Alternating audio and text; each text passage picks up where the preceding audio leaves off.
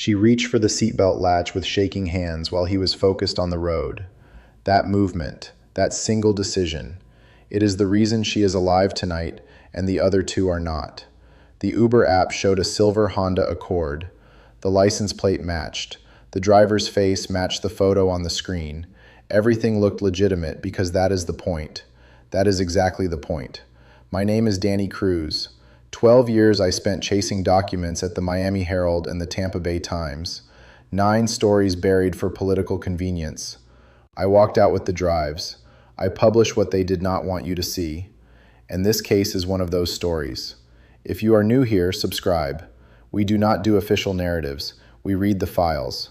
We compare what they said happened with what the documents show actually happened. And tonight, I have the documents. Here's the question I want you to hold on to. How does one man pick up 3 different women in one city in a single night using a platform that claims to run background checks on every driver? And why did it take until victim number 3 for anyone to call the police? That is what we are going to unpack. That is exactly what we are going to unpack. Let us start with the driver. His name is in the court records. I am not going to say it the way the local station said it. I am going to say it the way the indictment says it. Because the indictment is a document. The evening news is not a document. The driver was 29 years old at the time of his arrest. He had been driving for the rideshare platform for approximately 14 months. His background check came back clean. That is what Uber told the media. That is what Uber told the police. That is what their statement said. But I have a background check document from a source inside the screening vendor. And I am going to show you what it actually said versus what Uber claimed. The background check flagged a prior arrest, a domestic disturbance call from 3 years earlier. The charges were not convicted, so by Uber's own published screening standards at the time, the driver should have been flagged for secondary review. He was not. He was approved automatically because the system was designed to approve, not to investigate, to approve. Uber's screening process in that state at that time relied on a vendor that ran name-based checks only. No fingerprint match, no cross-reference with outstanding warrants in adjacent counties. The driver had moved addresses twice since the arrest. His current address in the platform profile did not match the address on the arrest report. The system never caught it because the system was not built to catch it. The system was built to move people through. 14 months.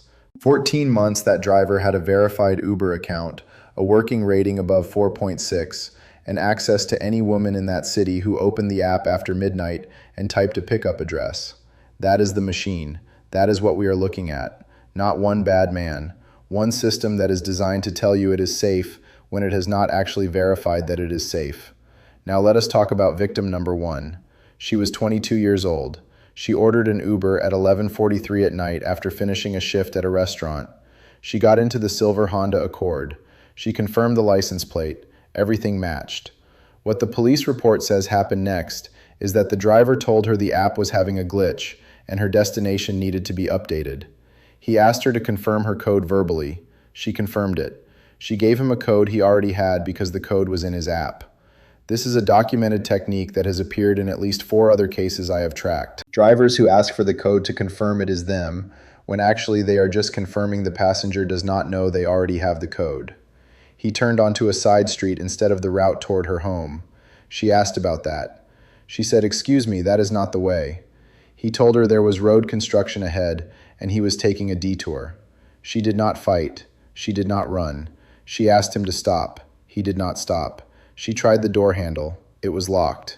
She did not have her phone in her hand. It was in her bag on the floor near her feet. She froze. That is what the report says. She froze. And I need you to hear that, because we are going to come back to that word. When the car finally stopped, she was taken to a location she could not identify later. She was held for approximately 2 hours. The details of what happened in those 2 hours are in the redacted sections of the police report. I have read those sections. I am not going to describe them on this channel. What I will tell you is that she was released alive. She walked to a gas station 3 blocks away. She called 911. The police arrived. Here is the part the local news did not lead with. She gave a full description of the driver, the car, the route. She told them exactly what happened. The police ran the plate. The plate came back to an address across town. They sent a unit to that address. The driver was not there. They left a card at the door. That is what the report says. They left a card. No arrest, no APB, no alert to other officers. They left a card. I have the dispatch log. I am going to show you the timestamp. The call from the first victim ended at 1:17 in the morning. The next call in the dispatch log is from victim number 2 at 1:52, 35 minutes. The police had a name, a plate, a description, and 35 minutes of head start. They did not use it. Victim number 2 was 28 years old. She ordered her ride at 1:31 in the morning from a bar district. She was with a friend who decided to take a different car. She got in alone. She followed the same pattern as victim number 1. The app showed the correct car, the correct plate, the correct driver face. She confirmed the code. He asked her to update her destination. He went off route. She noticed. She asked him to stop. He did not stop. The difference between victim number 1 and victim number 2 is the difference between 35 minutes of police inaction. This time the driver did not take her to an isolated location. This time he drove to a parking structure downtown. He parked on level 3. He told her to get out. He told her she was going to walk to the 4th floor and wait. He told her if she screamed or ran, he would find her friend who had gotten into the other car. She complied. She went to the 4th floor. She waited. He left. She did not go to the police. She went home. She called her mother the next morning. Her mother called a crisis line. The crisis line called the police. By the time officers arrived at her apartment, it was 9 in the morning. The window between the assault and the report was 7 hours. The police took her statement. They noted the description matched the description from victim number 1. They noted the same car, same plate. They told her they were building a case. They put a note in the system. That is what the report says.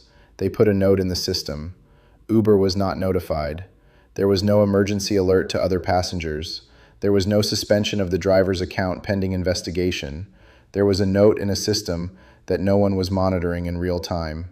At 1:49 in the morning, victim number 3 opened the Uber app outside a nightclub on the east side of the city.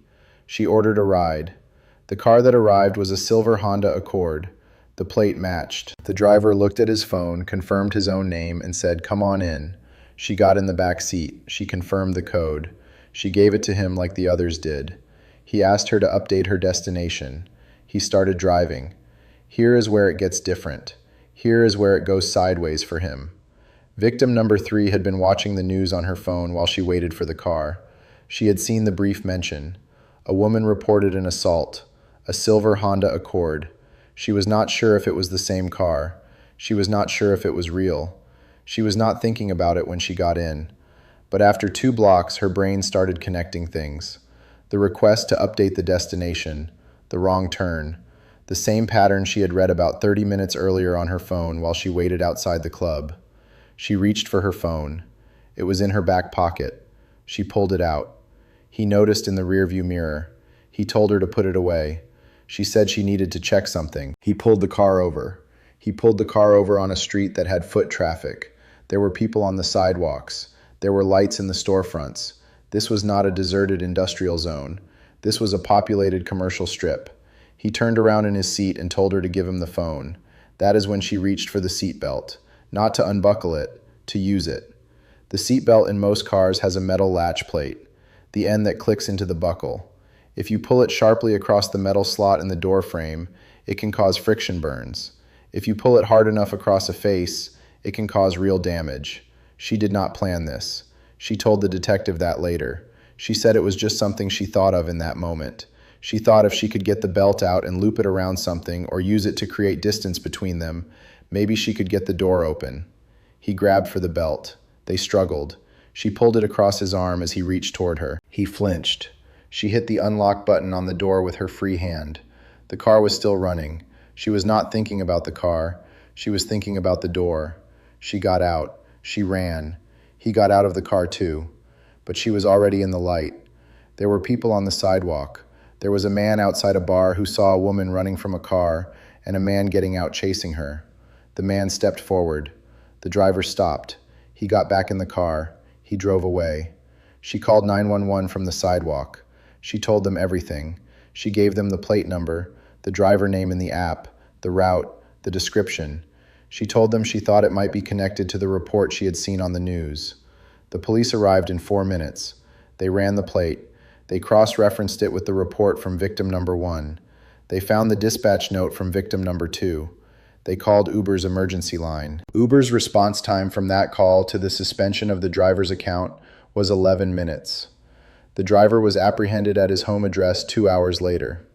Now let me tell you what the documents show that the official narrative smoothed over. The official narrative said the driver was suspended immediately after Uber was notified. The documents show the notification came through a third-party safety line. The third-party line logged the complaint, categorized it as a Level 2 incident, and queued it for review. Level 2 incidents have a 4-hour response window in that vendor's SLA. Uber's internal policy at the time stated that violent crime complaints should be escalated immediately. The vendor did not have that instruction in their protocol. Uber had not updated the vendor's protocol since the contract was signed 18 months earlier. The official narrative said the background check was clean. The documents I have show the background check flagged a prior arrest. Uber's public statements after the arrest did not address that flag. Their PR team said the driver passed all screening requirements. That is technically true if you define passing as not being automatically rejected, but the flag existed. The flag was in the file. The flag was never reviewed because the review queue had a backlog of over 200 cases. The official narrative said the police response to victim number 1 was appropriate and that the driver could not be located. The dispatch log shows officers were at the registered address and left without making contact. The driver was not at that address because he had updated his profile address 8 months earlier. The police ran the old plate registration address, not the current profile address.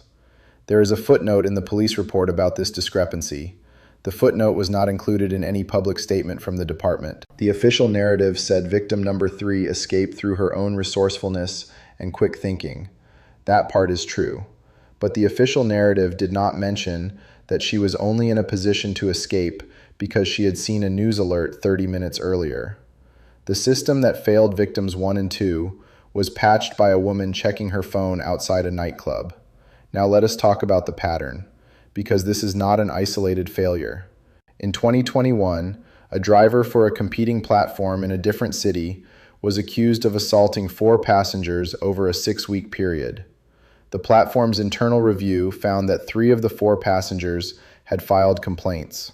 Those complaints were logged as separate incidents.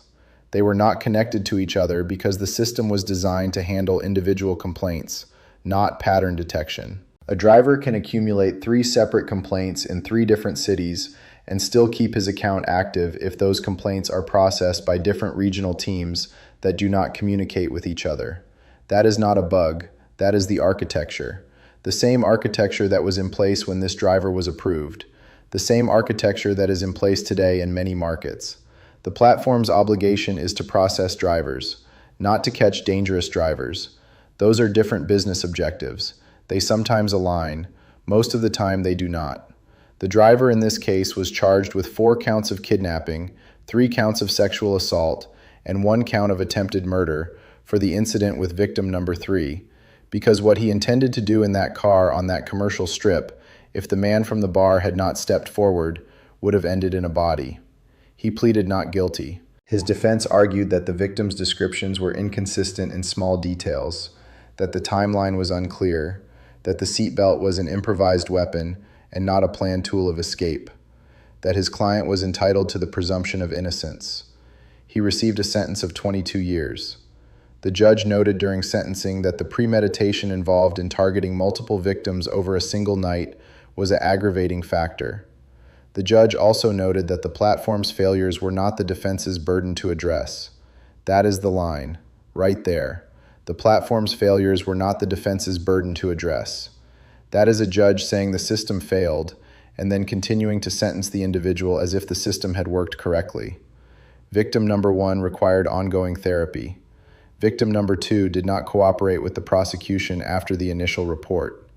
Victim number 3 testified for 3 days. The platform updated its background check vendor 14 months after the arrest. The new vendor uses fingerprint matching in addition to name-based checks.